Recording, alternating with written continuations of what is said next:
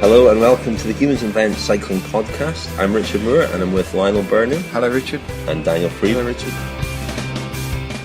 This will be a podcast of two halves today. We're going to talk first about the latest doping news in cycling with rider Hesjedal, Michael Rasmussen. The latest cycling news in doping. It was hard to know. And then we'll end on a happier note with the Track Cycling World Cup, which you and I were at, Lionel. But where are we just now? Can you describe where we are? We are in the Ravenscourt Arms in the St Pancras area of London. I've made a flying visit in from the Shires to visit you two city dwellers. You literally come in your helicopter, I did you? Not today. No.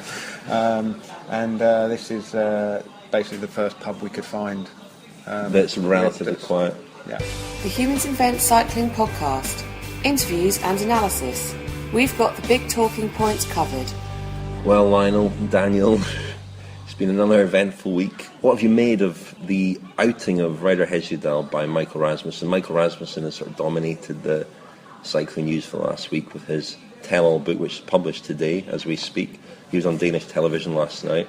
He has named a lot of names, which a lot of riders haven't. You know, even riders who've published tell-all books, such as David Miller, have not named as many names, implicated as many other people as Michael Rasmussen has. And one of those people was rider Hesjedal, rides for Garmin-Sharp, and of course won the Giro d'Italia in 2012.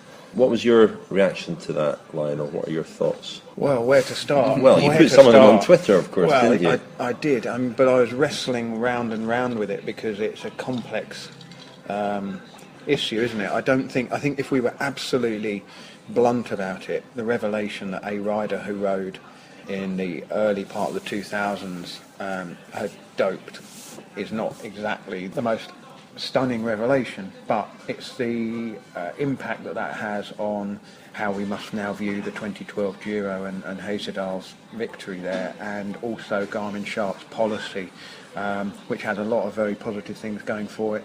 But I think a sort of loophole in the, you know, the thinking has not appeared quite so joined up perhaps this week in the way that they undoubtedly have made great strides forward in running a clean team in the moment. I think they're, yeah. It unfortunately is entirely relevant to, particularly when a rider wins the Giro d'Italia, and the narrative is that you know, rider Hesjedal is winning the Giro d'Italia clean, which I don't think any of us really have any cause to doubt that he's clean in 2012 and clean when he's been with the Garmin-Sharp team.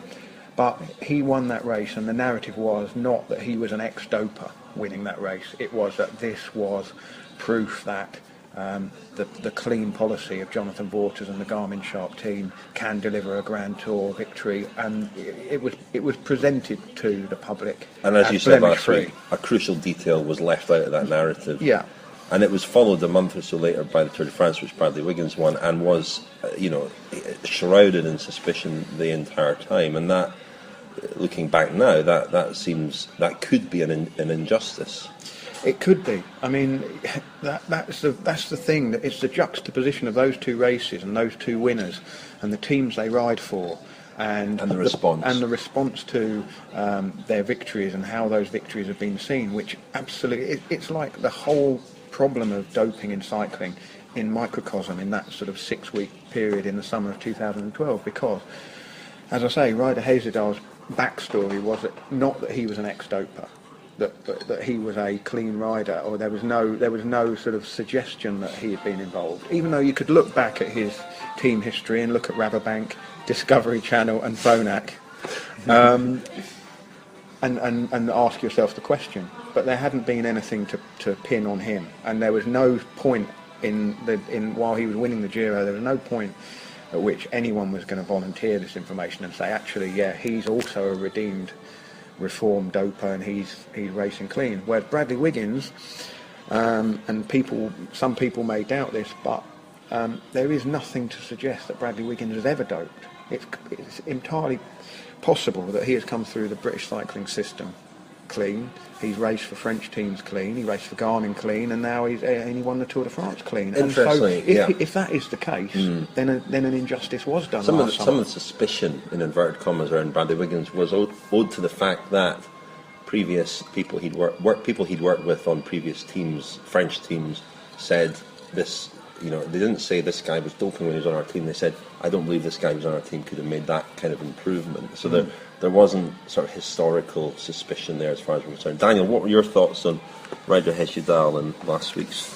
Just that it stuck in the throat, really. I think there's a disconnect, a discrepancy between perhaps what fans thought they were going to get from Garmin-Sharp and Jonathan Waters, and what they, that team has always advertised its transparency, and I think by transparency most fans will understand knowing everything, and the team full disclosure about the past, the present, the future, and what transpires to be the case is that that they're perhaps it's perhaps not relevant, or Jonathan Waters doesn't see it as relevant what happened 10 years ago when Ryder Hesjedal was a mountain biker, but fans want to know that, and let's not forget that fans are stakeholders in the team. Fans, in the sense that fans are buying jerseys, fans are making multiple hour journeys to the roadside to watch them at the Tour de France, watch them at the Giro d'Italia. They're buying into the team and buying into the brand. Yeah. And I think Jonathan Waters,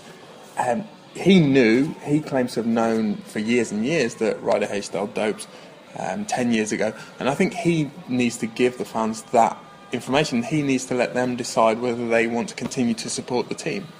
Just to be to put the counterpoint, because there is a lot to commend Jonathan Waters and the Garmin-Sharp team for. That if the goal is to clean up cycling and run a team that is clean, then he has done more than you would argue, probably 90% of the other teams to move in that direction. And his line that he insists that riders are absolutely 100% honest with the authorities is a very good sounding. It is a bit of a soundbite, unfortunately, because without the fans knowing what the backstory is at the time, there is the chance, the risk that when it does come out, it backfires in the most unfortunate way for them, and that is basically what's happened this week. And it's very difficult to say, okay, at what point would Ryder Hesjedal have slipped this out and said it? It would have completely altered the perception of not only him as a rider, but the team and the Garmin-Sharp policy. But unfortunately that's happened anyway. So the only loser in all this really is cycling itself, because we've now got another Grand Tour where we thought we were watching one thing and actually we were watching something else. I think there are two important sort of milestones in the history of Garmin-Sharp. 2008, when they sort of entered the big time, rode their first Tour de France 2008, they had Paul Kimmage, the journalist, embedded with them. And I think Kimmage, who is an anti-doping journalist, or has been presented as an anti-doping journalist, gave them the stamp of approval.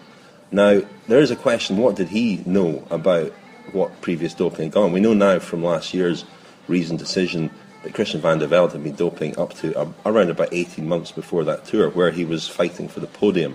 And there was a history of doping with other riders as well, and the manager, Jonathan Waters. Now, we weren't told that information at the time. There were a few people who were privileged to that and didn't share it. That was their decision. And I think a lot of us at the time would have taken a pragmatic view that cycling did have this history, that it was time to move on. But the ground has shifted a bit since then, and I think when the reasoned decision came out and we learned about Van der Velde, Zabriskie, Waters, Danielson, that was the time for full disclosure. It was an opportunity, wasn't it? That was the time for full disclosure. Those guys shielded from the explosion. Armstrong was the fall guy. The focus was all on Armstrong, and those guys were a bit protected by the fact that the focus was entirely on Armstrong, and they got off pretty lightly. Had Hesjedal been outed at that time, I think there would have been quite a negative reaction to that, but it wouldn't have been as bad as it is now. But that opportunity is gone, and I think also the narrative with the reasoned decision and the Armstrong story was that Armstrong was this bully, this guy who forced others to dope, imposed it on his team, etc. And some people were presented as victims, willingly or otherwise. And Hesjedal doesn't fit into that narrative because his doping took place at a different time on a different team with other people. And I think that perhaps is a reason as well why that wasn't revealed at the time. And there's a coziness, there's a closeness, I think, between the US Anti-Doping Agency and some teams and individuals, and Jonathan Vaughters and Garmin-Sharp, I would say. Not to read too much into that, but there's a sort of closeness there that makes me a little bit uncomfortable.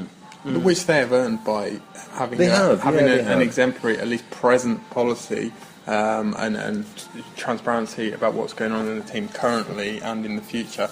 They have earned that. You might call it, certainly not complicit relationship, but a close relationship with the anti-doping. As you said, you've made the point, Lionel, and you, Daniel.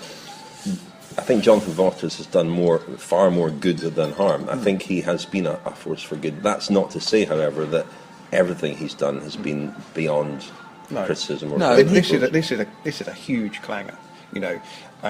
Hesjedal won the Giro last year, and as I've said already, the story was presented in one way, and actually there was an incredibly important detail, particularly in light of the fact that Giro win came 4 or 5 months before the reasoned decision came out. And so the one aspect I'm slightly uncomfortable with is this casting themselves as victims now, when they've harboured that information. They knew this. They knew this when Hesjedal was winning the Giro and didn't present it. And I understand entirely why they didn't present it. I understand the consequences of what would have happened had they presented it at that time. But nevertheless, it's no less satisfactory to find it out now. This was pre-reasoned decision, of course. It would have been extraordinary to reveal it at the time. But I think the time was a few months later when the reasoned decision came out. And that, I think, we thought, certainly at the time, that what we were getting was a sort of form of full disclosure from... Where the injustice falls is, and just to use another Garmin-Sharp rider, is David Miller. David Miller served a 2-year ban and had to tread some pretty hard yards when he came back. When he won his first Grand Tour stage at the Vuelta, he made at his press conference, he said, that he made a very strong anti-doping statement. He said he had won on bread and water, and that this proved that he could win without doping. And he did the same again in 2012, wasn't it, when he won his tour stage? Yeah. So he went through some hard years. He wins those races as an ex-doper in the context of an ex-doper. Hesjedal didn't win the Giro as an ex-doper. You're right. You're absolutely right. And this is a point that is often forgotten. I'm thinking about David Miller. That now again history has been rewritten. That he was welcomed back. He wasn't welcomed back. It was quite. He wasn't given a warm welcome at all. Quite the opposite. And in some ways, ironically, perversely, he was lucky that Operation Puerto broke on the eve of his comeback tour, and somebody in the peloton who was willing to speak about doping was valuable, was rare at the time, and he was that man at that tour, and that maybe began the process of his rehabilitation. But there was nothing automatic about that at all. This is the Humans Invent Cycling podcast with Richard Moore, Lionel Birnie and Daniel Friebe. So let's talk about the other character in this story, Michael Rasmussen, the chicken. He always was an interesting character, wasn't he, Daniel? I think you spent some time with him. Yeah, he always gave the impression that he was very intelligent. I remember I spent a day with him in about 2005, I think the end of 2005, so it was after his first very good Tour de France, which ended with the disastrous time trial, around which some of the mythology around Michael Rasmussen started to grow. I remember I think he fell four, maybe five times in that time trial, and then he was spotted riding back to his team hotel on them, lost on the auto route, wasn't he? I think, and he was. I remember him talking that day when we met him he had a quite a nice villa on the shores of Lake Garda.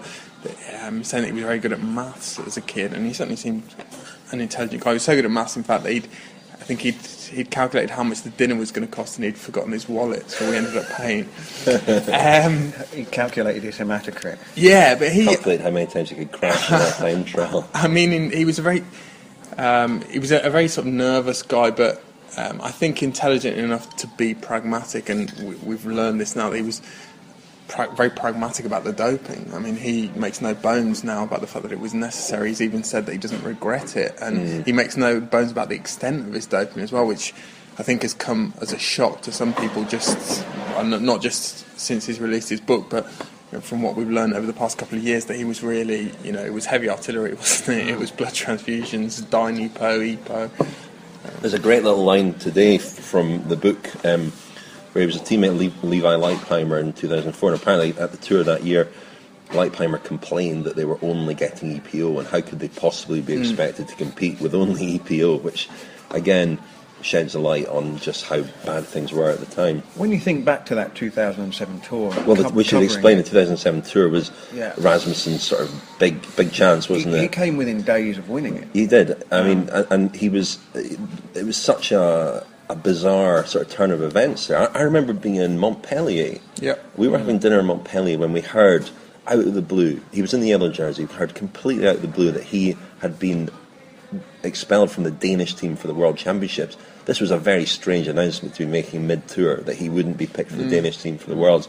That was the first sign that something was up, wasn't it? It was, but there was a story, wasn't there, that I think David Walsh had a significant hand in uncovering, which was that Rasmussen had asked a mountain biker friend, to transport a package either from America to Europe or vice versa, in a shoebox, and he said it was new mountain bike shoes or whatever, and it turned out to be banned drugs, and then there was a whole thing about that summer about the whereabouts of riders not only training in black colours so they couldn't be spotted by the anti-doping testers when they turned up for surprise tests, but also the story about Rasmussen.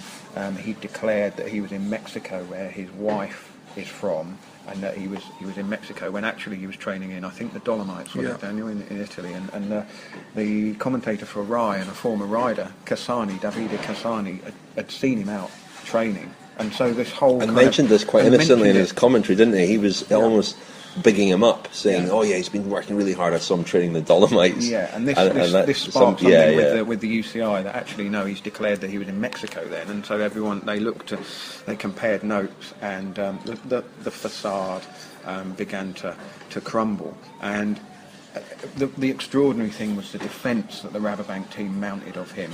Given what we know now, but.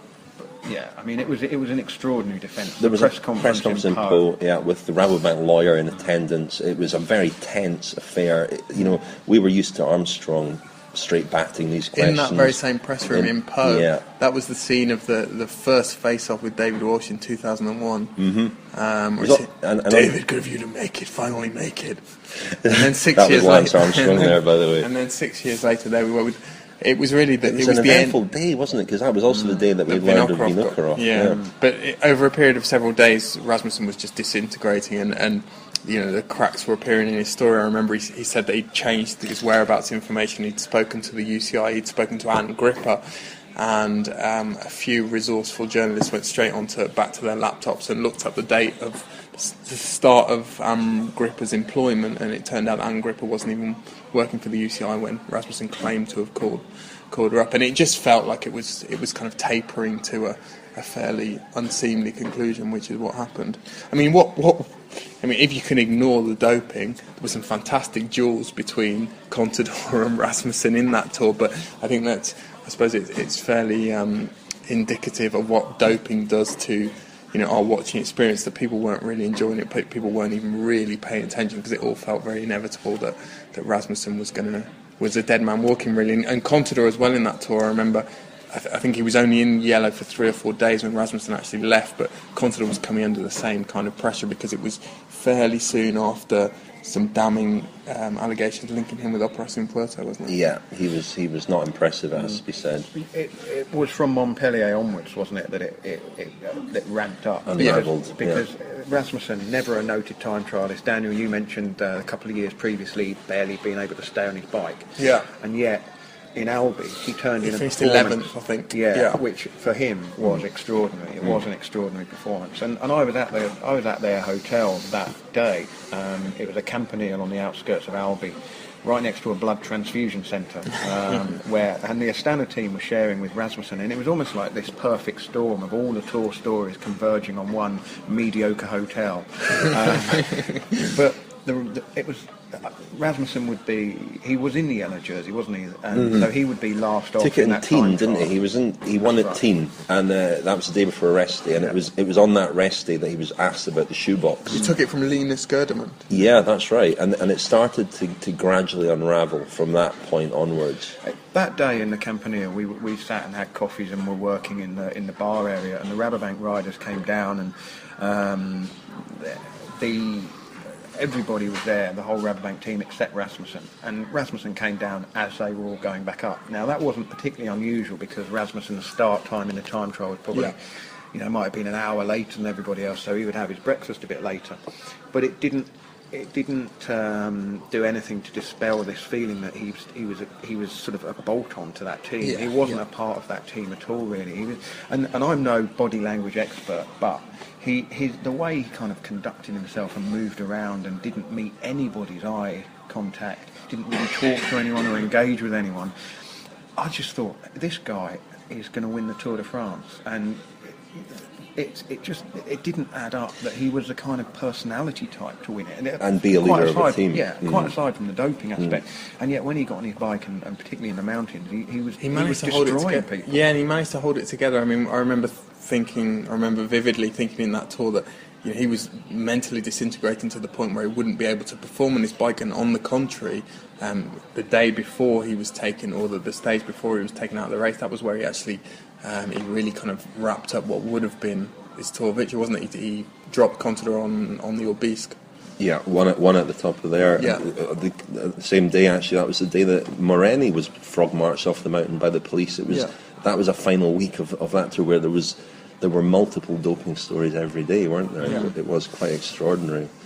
And now we look back and the context of it and the things that Rasmussen is saying, and there doesn't seem to be an awful lot of doesn't seem to be many denials coming forward, but it's worth pointing out that Rasmussen has claimed that all of the members of that 2007 Rabobank team were on doping of some kind. He didn't say EPO for everyone, but on doping of some kind. And of course the Rabobank team doctor at the time was Geert Leenders, who was hired by Sky.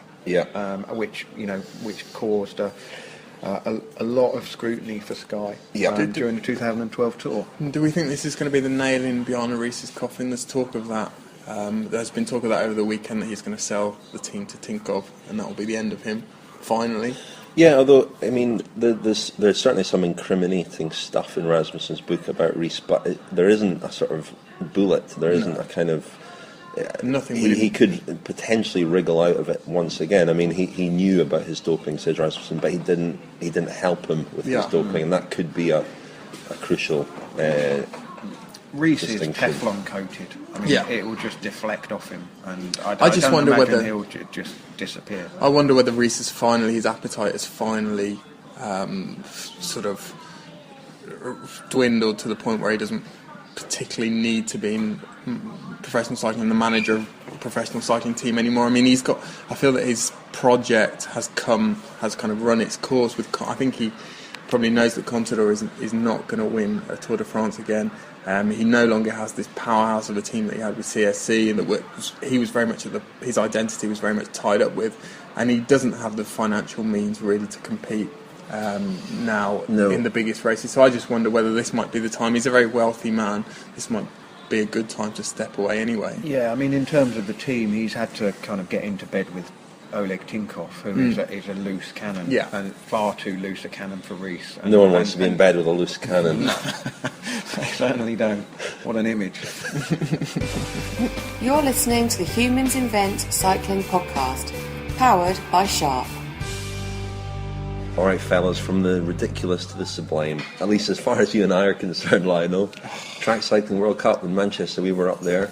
Daniel, did you catch any of the Track Cycling World Cup? No, you didn't watch any of them. I've been to it before. I've been Red in the past. No, I didn't. I missed it. I was busy. I think you've been in a velodrome once, haven't you? No, a few More times. than once. But no, I've been to the Track World Cup a couple of times. How did you feel about the coverage?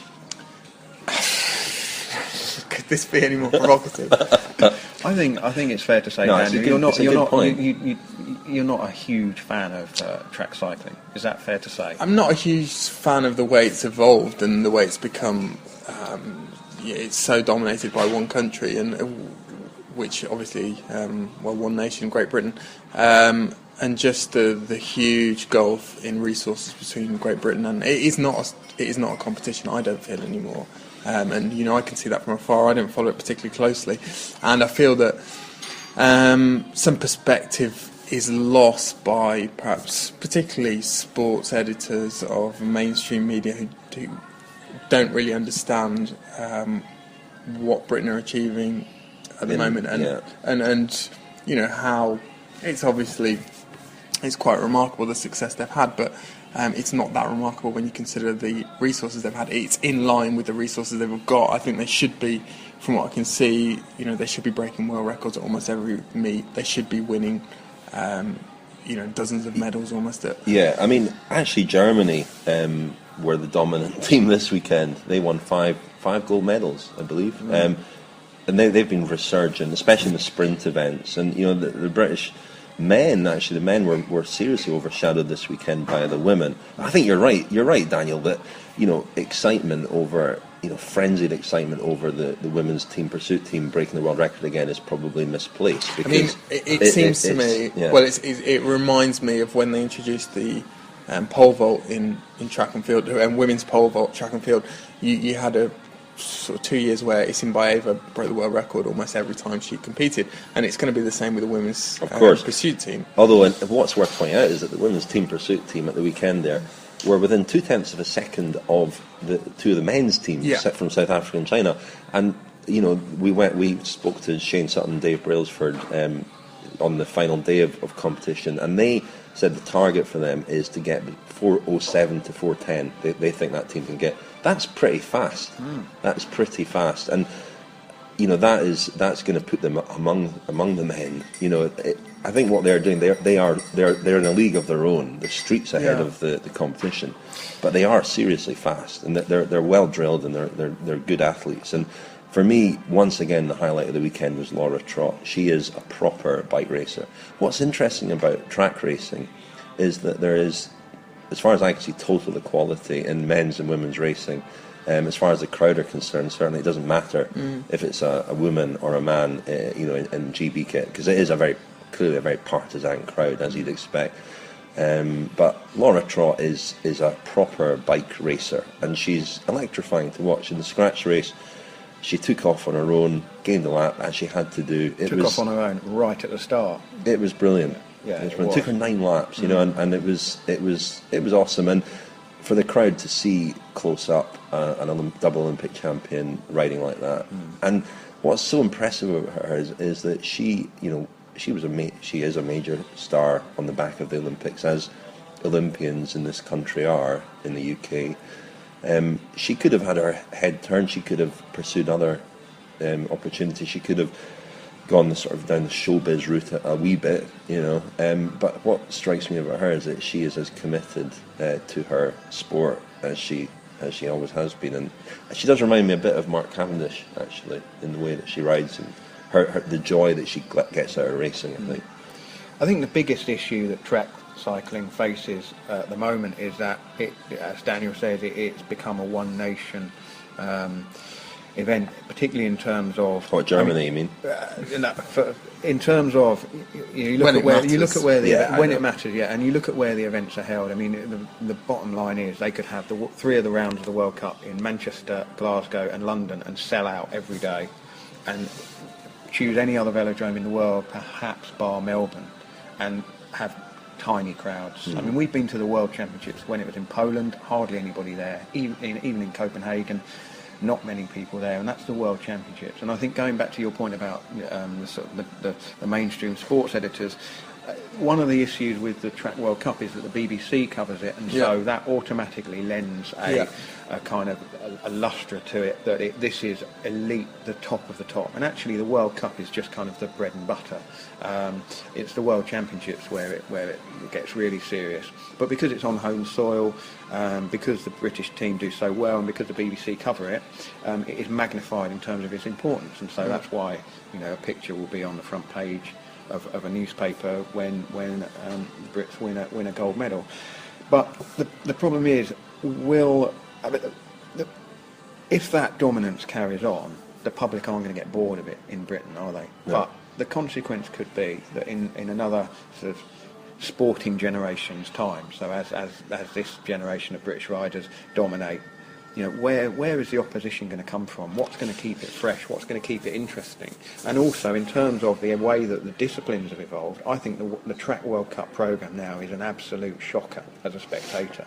You go on, the format is always the same. So every Friday, it seems, it's always men's team pursuit, women's team pursuit, men's team sprint, women's team sprint. You're watching the same thing. And then over the weekend, you're watching both sets of Omniums, both Kierans and sprints. And for the if you're a casual fan going along, you want to see a bit of everything, not just the timed events one day and the sprint events on the other 2 days. And the UCI have got an awful lot of work to do to make this relevant going forward.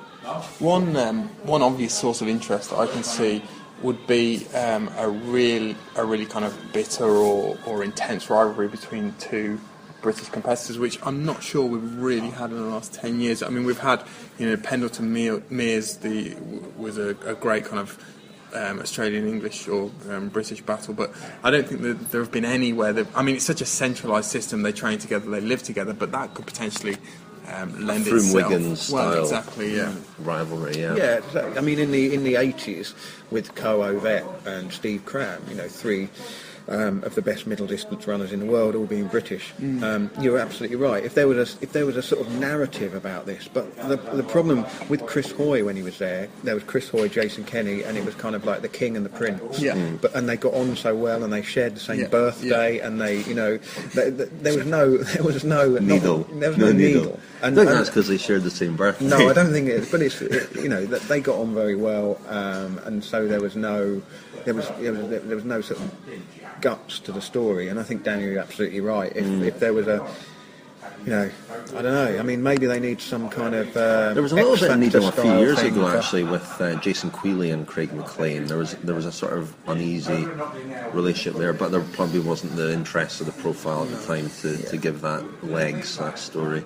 I think that when there was the battles to get into the team sprint squad, that was always quite interesting, and there was trying to get 4 riders into a team of 3.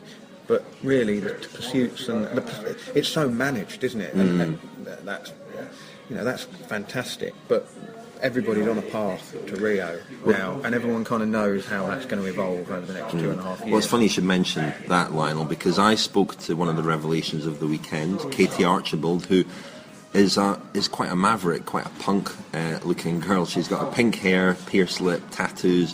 She's really emerged over the last few weeks. She rode at the European Championships in the team pursuit team. They won gold medal. She rode for Scotland, Braveheart, at the weekend, and she won a silver medal in the scratch race, bronze in the pursuit, and then rode very aggressively in the points race, but didn't get a medal. But you can see her strength.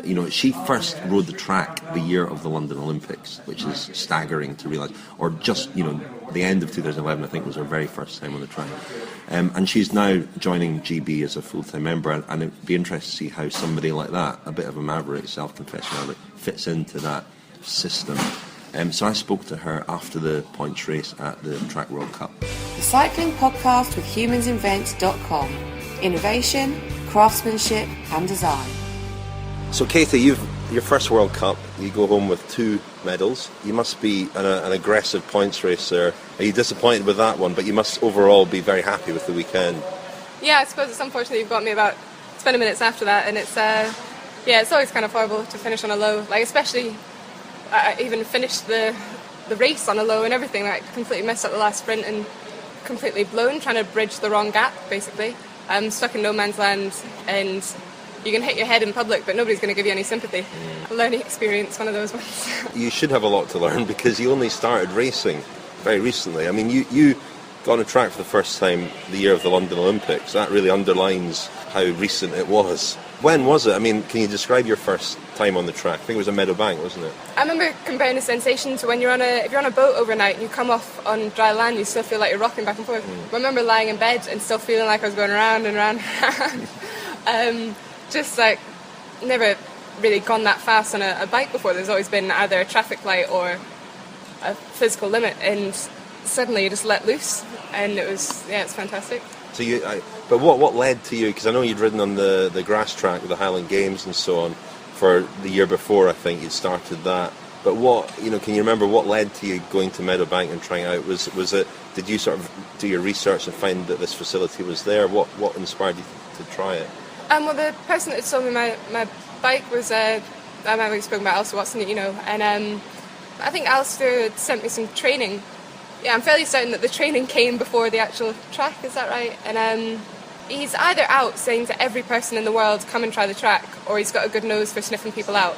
I've not seen too many failures of his, and then you made rapid progress 2012. You came to the National Championships, had a real breakthrough there, didn't you? Yeah, most of the training that I did in the track, which was minimal to be honest, was through at Meadowbank, but I'd say most of the experience I got was going around the hard tracks, like the big open concrete tracks, so places like Dudley and, let's say, Herne Hill. I think maybe I had a trip to Scunthorpe, those kind of places, doing the Women's Omnium League. So that was my kind of preparation for Nationals in September, Junior Nationals. And then you must have watched the London Olympics in 2012, because you're very new to the sport, you come from a swimming background, but watching the London Olympics and Laura Trott and the like, I mean, was there any part of you that thought there was a possibility that within a couple of years you'd be teammates with these people? Nah, there's no way. Because I think when you see people on the television, you're still in that fiction mode, and it seems like a whole different world. And you think that these are these superhumans that, to be honest, most of them have actually been doing it since they were 8. And quite a few of the stereotypes they fall perfectly into, that they've been risen to this from birth. But yeah, no, I think as it's become sort of closer in the horizon, you can kind of understand and think this is an accessible world. It's not a birthright or anything, you can earn your way in. And it's just become closer and closer and more of a reality. And now you stepped up at the Europeans, you slotted into that team, the team pursuit team, the Olympic champions, world champions, almost undefeated since the event was invented a few years ago. What was that like to slot into that team, and did you find it daunting? Were you intimidated at all? Daunting, I think it's the right word. I wouldn't say intimidating, because we are all working together every day, so we race against each other quite often, and that's that's a bit intimidating. But it was everyone's best interest to help me fit in, I suppose. There were occasions when it was quite apparent that I was on a development path, whereas they were on a kind of performance path, and they had to make exceptions and say, I'm still learning. I think Eleanor was doing a lap and a half turn at one point, which I was meant to follow with a half, and it's quite a stark contrast, really. I'm hoping that with the right amount of training, should be able to get up to that level. Yeah, and you're signed up to join the Great Britain team. I know you don't really know all the details for that yet, but presumably over the next days, weeks, you'll find out exactly what that entails. But there's a chance. Dave Brills for Shane Sutton were talking about you this morning, that they look up now that they've got a squad of 9 girls who could potentially be members of that team pursuit team, and I think that's your main target, isn't it, to be in the team pursuit reckoning? Well, I think it's in their best interest to have a lot of people eager for a spot and aware that there's competition, and not just sitting around thinking that their place is safe. Likewise with the training, it's beneficial if you've got more people to slot in and out, and you're always going to have a big bunch to work together. It's really just to kind of give that breeding ground towards Rio and make sure that they have got the cream of the crop. How did they accept you into the team? Because, as you say, a lot of those girls have been involved in the British setup for a long time now. How welcoming were they when you sort of became involved at the Europeans? Brilliantly nice, actually.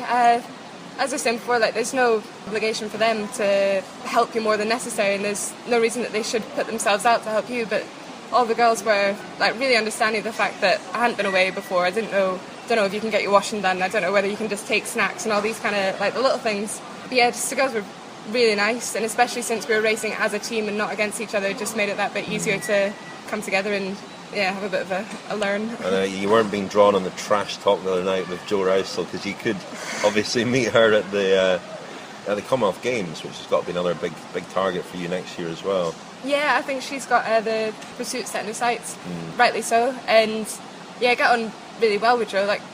Lovely. I was going to say lovely girl. It sounds quite brilliant woman. There we go. Just got so much respect for her that it's very hard to kind of build up the rivalry and talk her down. You're going to have to do that. Yeah. Obviously, as your profile rises, a lot of talk about your hair, which I've been put right about today. It's not actually pink, it's tulip red, I believe. Do you think you could get fed up with people talking about your hair? I can't really complain, can I? Yeah. It'd be like, I don't know, writing something on your forehead and then being annoyed that people talk about it. It's something that I've always done. Yeah, I mean, it's interesting because the Great Britain team has obviously an enormous reputation as a bit of a machine. You know, they're very clinical about what they do. You look like a bit of a maverick. How do you think you'll fit into that setup? Do you have any concerns about that? Or? Well, I think when you look at it from the outside, and when you see yourself, well, if you see yourself as an outsider, it's very easy to go, oh, well, there's no passion in that, and I love watching the Italians or the French and all this passion that they've got in their racing. But you're not going to turn around and say, no, Dave B, like, not going with your setup, I've got better plans. How does cycling compare to swimming? Well, yeah, you're saying I wouldn't trash talk about Joe, but I definitely do a lot of trash talking about swimming, to be honest. Yeah, like I took it up when I was really, I think I was about 7 years old, and it was just that my brother was really good. I liked my brother. I thought I'll give this a shot, and it was 200 breaststroke that I was best at. When I reflect on it, I can't understand why I was turning up to training, messing about, spending all these weekends racing. But from the age of 7, did you say? Seven was when I started training. I think that was maybe like 3 times a week when I was 7. It's not serious. Do you wish you'd sort of discovered cycling earlier then? Definitely. Is that a regret? Oh, huge regret. When you speak to the other girls, I think most of them have had maybe parents that cycle, or there's just been something that's clicked when they've been younger. Because that's where I might have aerobically trained and have the kind of physical capacities to develop on, but the bunch race skills, I'm lagging about 5 years behind everyone at the moment. Like, I've really been bunch racing since I was 17. So I think it was at that age where you're still young enough to try stupid things, but old enough to understand and learn from them a lot quicker. So I've been trying to sort of make my progression double the rate of what your average 13-year-old's doing. And hoping that I've got the smarts to keep up. Parents are fully supportive of this. I think your father's quite sporty, isn't he? He's a runner. Right? Well, he used to be. He's had a couple of knee operations since then. My mum's fantastic for essentially, like, biggest fan. She'll call me up after that points race and tell me how amazingly I did. It just can't be helped. She'll tell me I look really good right now as well, and podcast can't tell, but I'm sweating down the microphone anyway. Fantastic. So they're very supportive and fully supportive of you becoming a professional, joining the GB program. Yeah, my dad tries to keep my feet in the ground, really. I think he's got a kind of dislike of people kidding themselves and prancing along with life thinking that you're going to be something big when you're not. I guess it's just lucky that I've got the two extremes with my mum and my dad, one trying to pull me down and one hopelessly pulling me up. That's quite a good balance, probably. Yeah, I've met somewhere in the middle. The Humans Invent Cycling Podcast. For more articles, go to humansinvent.com/cycling. So competition time. We've run our Mystery Voice competition the last 3 weeks, and we finally have a winner. Dominic O'Brien correctly guessed Kenny Van Hummel. A lot of people correctly guessed King Kenny in the end, but Dominic O'Brien was first. He did name a few names, to be fair. He named just about every Dutch cyclist that he could think of. And some non-cyclists as well. Probably, but he was first. Well done, Dominic O'Brien. It was Kenny Van Hummel. You win all 3 cycling anthologies, volumes 1, 2 and 3, a copy of Mountain Higher, which Daniel will post to you, signed, right, okay, and a calendar. The calendar you'll win as well, which I'm sure you'll enjoy. So we've now time for a new Mystery Voice competition. All you have to do is guess the voice. But now... So that was the Mystery Voice. It will be a bit longer clip will be played next week if nobody gets it. The competition is if you could tweet at HumansInvent, hashtag Mystery Voice, and guess the owner of that voice. The prize for this first week is a copy of my Tour de France 100 book, photographic history of the Tour, and we'll add to that each week as long as nobody correctly guesses. So please enter that competition. But now... And that's about all for this week, I think. Lionel, thank you very much. Thank you, Richard. Richard. Nearly called you Daniel there. Thanks, Daniel. Thanks, Rich. I'm off to watch some track cycling. The Humans Invent Cycling Podcast. Interviews and analysis. We've got the big talking points covered.